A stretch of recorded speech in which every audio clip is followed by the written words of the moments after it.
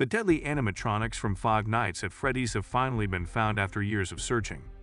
There are a lot of highs and lows in the Blumhouse adaptation of the original games, along with a humorous moment during the mid-credits, which isn't the end credits, so skip it if you don't want to.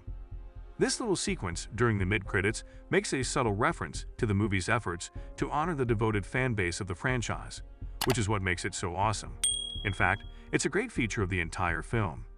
It doesn't explain anything that wasn't covered in the film or establish a bigger Five Nights at Freddy's universe, but it does provide a heartfelt thank you to all of the fans who have supported the series over the years.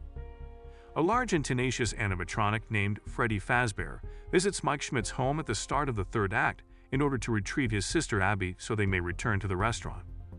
The unusual couple uses a cab to get there, and the driver, who is extremely afraid of the enormous one-eyed bear that is riding in the backseat, laments that he always gets the weirdos.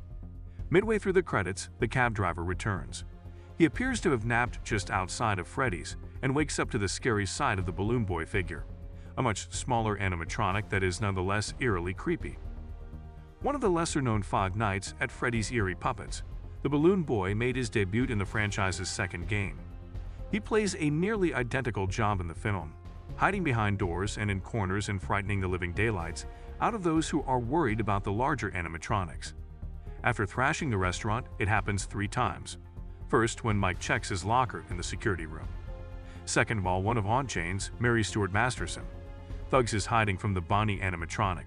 And third, when the cab driver wakes up and finds him in the passenger seat. He seems to only want to join in on the gory fun with his older brothers, but it's difficult because of his eerie visage. When found, he always faces the other direction and doesn't even move. Sadly, boy. The fact that the Five Nights at Freddy's media property has amassed a sizable and devoted fan base is one of its more interesting features. The first 4 games were released in 2014 and 2015, during the height of YouTuber culture's emergence and solidification as a preferred platform for producing and watching short, original content, ranging from bizarre dance routines to in-depth film critique. Our wretched cab driver from the movie's mid-credits sequence is an example of the kind of YouTube gaming clip that is very popular. It either reacts to gameplay or theorizes about what happens in the tale. The reason why the fans adore the little part of the cab driver so much isn't because it holds special significance in the Five Nights at Freddy's universe. It is actually the first time he appears, but rather because Corey Kenshin, who runs the Corix Kenshin YouTube channel, plays the character.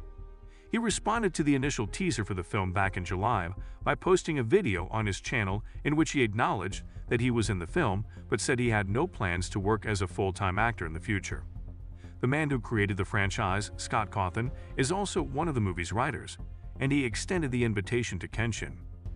Even if Corey Kenshin makes a significant cameo in the mid-credits sequence, it's still just one among several. The internet culture played a significant role in the development of the Five Nights at Freddy's media franchise, and the film capitalized on this to appeal to the fan base as well. Over time, a number of other well-known YouTubers were interested in the games and contributed to their growth by playing through them, finding Easter eggs, and formulating hypotheses. In the process, they all became fairly well-known, and now they're all included in the film.